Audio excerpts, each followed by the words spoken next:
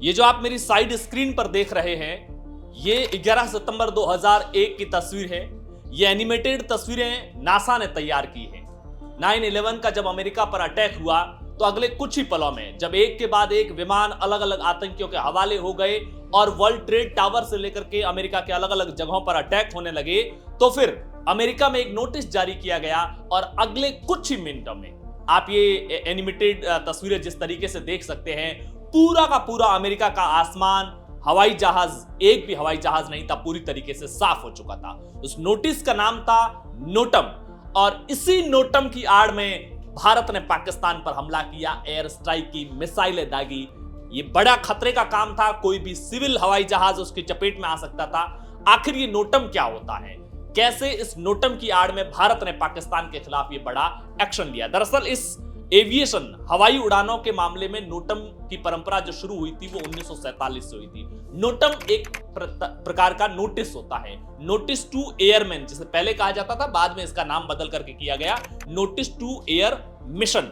दरअसल ये चाहे वो एयरपोर्ट का ग्राउंड स्टाफ हो, पायलट्स हो, इन तमाम जो ये हवाई कंपनियां होती हैं, एविएशन कंपनीज होती हैं, उनको ये नोटिस जारी किया जाता है। ये नोटिस कुछ यूं होता है कि अगर हवाई उड़ानों से जुड़ी हुई व्यवस्था में कोई भी छोटा मोटा बदलाव होता है तो उसके लिए जो नोटिस जारी होता है उसे कहते हैं नोटम। ये दुनिया भर के देशों में हर दिन हजारों नोटम जारी होते हैं और किसी भी पायलट को जब हवाई जहाज उड़ानी होती है तो उससे सबसे पहले जो गाइडलाइन होती है, जैसे आप हवाई जहाज में बैठते हो तो आपको सबसे पहले कुछ गाइडलाइंस फॉलो करने के बारे में बताया जाता है कि पेटी कैसे बांधनी है, एग्जिट के गेट किधर किधर है, इमरजेंसी एग्जिट गेट, किन हालातों को कैसे हैंडल करना है, ऑक्सीजन कम हो जाए तो आपको क्या करना है। ये तमाम आपके प्रोटोकॉल्स होते हैं। वैसे ही पायलट का प्रोटोकॉल्स होता है, उसमें नोटम उसको पढ़ना होता है ताकि उसे ये पता चले कि वो जिस रूट में जा रहा है उस रूट में कोई बदलाव तो नहीं है, उस रूट में मौसम कैसा है, तमाम अपडेट्स उसमें होती है। भारत सरकार ने जो ड्रिल चल रही थी, आज की तारीख में 7 तारीख को ड्रिल होनी थी पूरे देश के अंदर, दिन भर सिविल डिफेंस को लेकर ड्रिल होनी थी। लेकिन उससे पहले रात के समय में भारत सरकार ने यह कहा कि हमारी एयरफोर्स ड्रिल करेगी आज रात को और ये टेस्ट करेगी कि अगर युद्ध होता है तो हमें अपने सरहदी इलाकों में कैसे चीजों को मेंटेन करना है। इसी वजह से आसमान में होने वाली तमाम उड़ानों को कंट्रोल करने के लिए भारत ने नोटम जारी किया। लेकिन जब नोटम जारी किया भारत सरकार ने तो किसी ने भी यह अंदाजा नहीं लगाया था कि इस नोटम का पाकिस्तान पर किसी भी तरह की स्ट्राइक से कोई ताल्लुकात है। कोई इस बात को समझ नहीं पाया। सबने इस नोटम को एयरफोर्स की ड्रिल से कनेक्ट किया क्योंकि आज सिविल डिफेंस की ड्रिल होनी थी पूरे देश के अंदर, 244 जिलों के अंदर और 300 से ज्यादा शहरों के अंदर।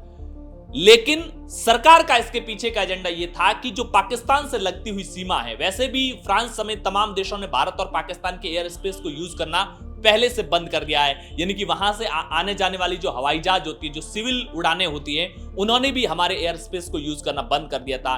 लिहाजा भारत ने नोटम जारी किया। नोटम के बाद रात भर में बॉर्डर इलाकों में, गुजरात से लेकर राजस्थान, पंजाब, जम्मू कश्मीर तक, इस पूरे इलाके में कोई भी सिविल की उड़ान, न तो उधर पाकिस्तान की तरफ से भारत आ रही थी, पाकिस्तान भारत की वैसे भी उड़ानें बंद हो चुकी हैं, न भारत की तरफ से पाकिस्तान जा रही थी और दूसरे देशों ने भी वैसे भी इंडिया पाकिस्तान का ये जो कॉन्फ्लिक्ट वाला एयर स्पेस है ये यूज करना बंद कर दिया था और नोटम जैसे नोटिस के बाद में विशेष एहतियात बरती गई। इससे क्या हुआ कि इंडियन एयरफोर्स को हमारा आसमान खाली मिला।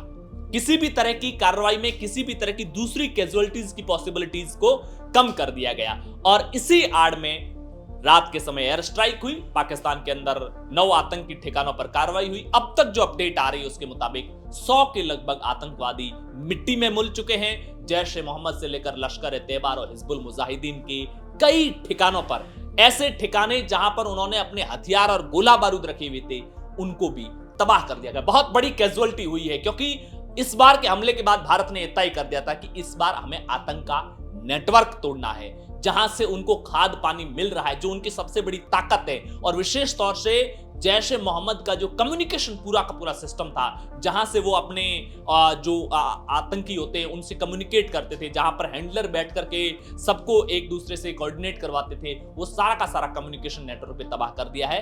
तो ये नोटम वो नोटिस था जिसको एक ड्रिल के नाम पर जारी किया गया, लेकिन कोई नहीं समझ पाया कि ये नोटम इसलिए जारी किया गया है कि आसमान खाली कराया जाए और भारत को पाकिस्तान को सबक सिखाने का खुला मैदान मिल जाए।